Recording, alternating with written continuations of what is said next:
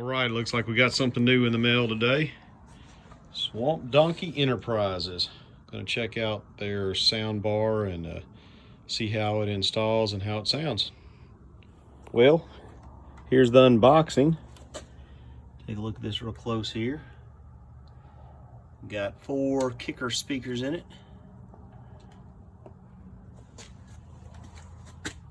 Head unit. Of course, it's sitting upside down right now. Let me take a look at the instructions here in a minute and see about the install. All right, let's do a quick battery test real quick here. Got it hooked up. Let's see here. Those are the lights, and this is the stereo.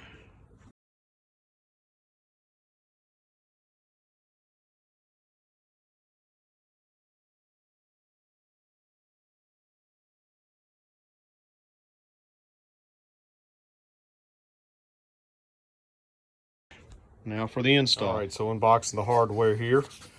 Looks like we've got 4 wood-looking screws with 4 little collars, spacers, and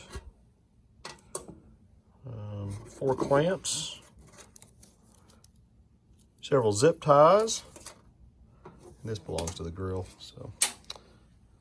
And now we've got some instructions here. Let's take a look at those instructions real quick.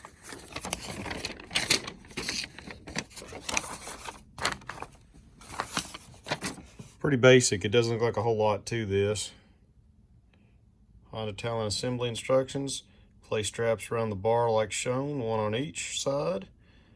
Place 2 straps on the front. So you hold the stereo box against the roof all the way to the very front. Screw the clamps to the box with self-drilling screws. Do not tighten until all clamps are installed. Screws can strip out. Run wire across the driver cage bar to battery. Keep the wire on the inside of the cage and secure with zip ties. Make the important connections. Last thing done. Important, the fuse goes to the 12 volt or red side, positive side. Remember that, fuse on the red. If connected backwards, it will fry the head unit. Ooh, very important. Don't do that. So we know it works. We just tried it a minute ago. Let's see how the installation goes now. I'm gonna work on getting these 4 clamps up, and we'll come back to this video in just a second. Okay, taking a look here. We've got these clamps. It looks like they're gonna go into the side of the box right here. So the wood screw is gonna screw in to the side of the box. There are no pre-drilled or pre-tapped areas. I'm a little disappointed in that. It would be nice if they showed that. There's 4 clamps, got 2 of them up front, and then I'm gonna put 1 more on the other end. The other thing I see is gonna be difficult to do without at least taking the roof off. So I think my next step now is gonna be to at least loosen the front of the roof so I can get through and get to a point where I can screw this in. So let's see how this goes. Okay, well, we've got the head unit installed now. As you can see, basically, there are no holes. There's only basically just a flat stuff, and this is that wood screw. There's 4 of these clamps, 1 on each side, and 2 in the front. There's 1 right there. Problems with installation. So it looked really straightforward, except 2 issues. 1, I have a Super ATV front windshield, and this windshield obstructed the bolt right there for that clamp. So what I ended up having to do is pry up my top here, and I couldn't fully remove it because one of the bolts to remove it is located right under here, and it's on the inside. The other 2, of course, are on top. If you've ever messed with it, I was able to take those out, pry the hood, not the hood, but the top up some, and be able to get to these bolts. I slid the windshield down, and by sliding the windshield down, it gave me clearance to get in there and get those clamps in place. This is definitely a 2-person job. I actually had my brother-in-law and my nephew holding it in place as I was putting these 4 screws in. Once that was done, it wasn't a big deal, and just reassembling. So just know if you have a Super ATV windshield or any other type of windshield, you're probably going to have to uninstall it or at least slide it out of the way so you can get to the bolts to the front of the soundbar. All right, moving right along. We're just working on the wiring at this point in time.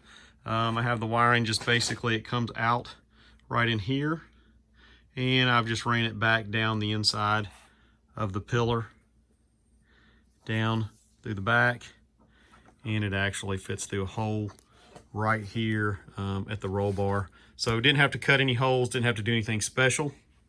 As we get to the bottom, we look, I've got the battery box open. Gonna have the wire going into the battery box. They're a little excessive on the wiring, so I'm gonna have to cut it. What I would rather see in the future from Swamp Donkey is, instead of going ahead and wiring this thing up, it'd be nice if they included a piece of heat shrink and left it unwired, so that way you could cut it to size and solder it yourself. Now I'm going to go find another piece of heat shrink and get ready to cut this down to size. So I'll see you back here in another minute. Okay, had a change of plans here. Instead of cutting the wire, I rolled it up, stuck it under the battery bungee, and we've got her wired in now. So let's check out the stereo and see how she sounds. Actually, let's button this up first. Here we are, looking at the Swamp Donkey installed. Not sure how well you can see. Let's check it out here. So here's our interior lighting. So now we got some inside lights. Let's check out the radio for the first time here. Yeah, let's see.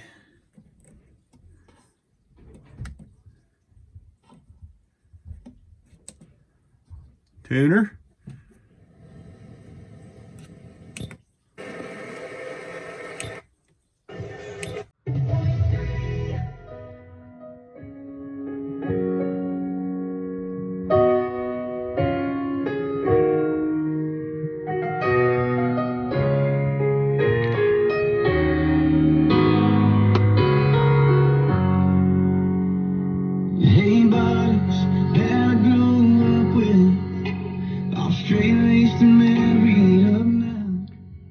All right, so that concludes